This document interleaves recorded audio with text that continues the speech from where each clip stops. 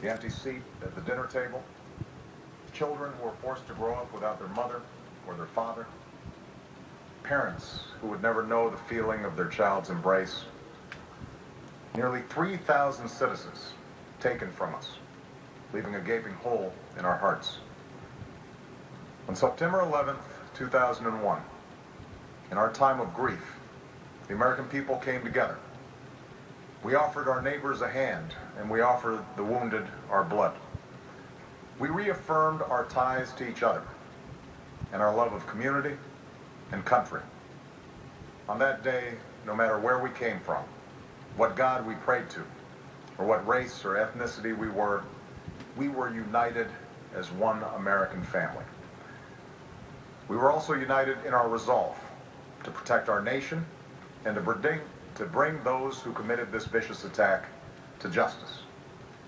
We quickly learned that the 9/11 attacks were carried out by Al-Qaeda, an organization headed by Osama Bin Laden, which had openly declared war on the United States and was committed to killing innocents in our country and around the globe. And so we went to war against Al-Qaeda to protect our citizens, our friends, and our allies. Over the last 10 years, thanks to the tireless and heroic work of our military and our counterterrorism professionals, we've made great strides in that effort. We've disrupted terrorist attacks and strengthened our homeland defense. In Afghanistan, we removed the Taliban government, which had given bin Laden and Al-Qaeda safe haven and support. And around the globe, we worked with our friends and allies to capture or kill scores of Al-Qaeda terrorists, including several who were a part of the 9/11 plot. Yet, Osama bin Laden avoided capture and escaped across the Afghan border into Pakistan. Meanwhile, Al-Qaeda continued to operate from along that border and operate through its affiliates across the world. And so shortly after taking office, I directed Leon Panetta, the director of the CIA, to make the killing or capture of bin Laden the top priority of our war against Al-Qaeda, even as we continued our broader efforts to disrupt, dismantle, and defeat his network. Then, last August, after years of painstaking work by our intelligence community, I was briefed on a possible lead to bin Laden. It was far from certain, and it took many months to run this thread to ground. I met repeatedly with my national security team as we developed more information about the possibility that we had located bin Laden hiding within a compound deep inside Pakistan. And finally, last week, I determined that we had enough intelligence to take action and authorized an operation to get Osama bin Laden and bring him to justice. Today, at my direction, the United States launched a targeted operation against that compound in Abbottabad, Pakistan. A small team of Americans carried out the operation with extraordinary courage and capability. No Americans were harmed. They took care to avoid civilian casualties. After a firefight, they killed Osama bin Laden and took custody of his body. For over 2 decades, bin Laden has been Al-Qaeda's leader and symbol, and has continued to plot attacks against our country and our friends and allies. The death of bin Laden marks the most significant achievement to date in our nation's effort to defeat Al-Qaeda. Yet his death does not mark the end of our effort. There's no doubt that Al-Qaeda will continue to pursue attacks against us. We must, and we will, remain vigilant at home and abroad. As we do, we must also reaffirm that the United States is not and never will be at war with Islam. I've made clear, just as President Bush did shortly after 9/11, that our war is not against Islam. Bin Laden was not a Muslim leader. He was a mass murderer of Muslims. Indeed, Al-Qaeda has slaughtered scores of Muslims in many countries, including our own. So his demise should be welcomed by all who believe in peace and human dignity. Over the years, I've repeatedly made clear that we would take action within Pakistan if we knew where bin Laden was. That is what we've done. But it's important to note that our counterterrorism cooperation with Pakistan helped lead us to bin Laden and the compound where he was hiding.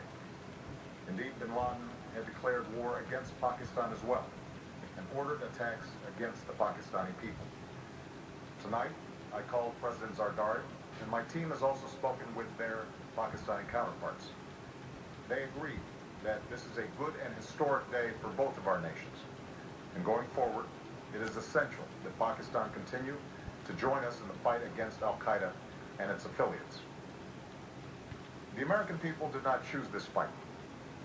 It came to our shores and started with the senseless slaughter of our citizens. After nearly 10 years of service, struggle, and sacrifice, we know well the costs of war. These efforts weigh on me every time I, as Commander-in-Chief, have to sign a letter to a family that has lost a loved one, or look into the eyes of a service member who's been gravely wounded. So Americans understand the costs of war. Yet, as a country, we will never tolerate our security being threatened, nor stand idly by when our people have been killed. We will be relentless in defense of our citizens and our friends and allies. We will be true to the values that make us who we are.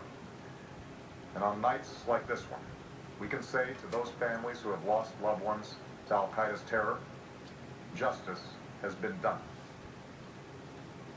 Tonight we give thanks to the countless intelligence and counterterrorism professionals who've worked tirelessly to achieve this outcome. The American people do not see their work nor know their names, but tonight they feel the satisfaction of their work and the result of their pursuit of justice. We give thanks for the men who carried out this operation, for they exemplify the professionalism, patriotism, and unparalleled courage of those who serve our country. And they are part of a generation that has borne the heaviest share of the burden since that September day.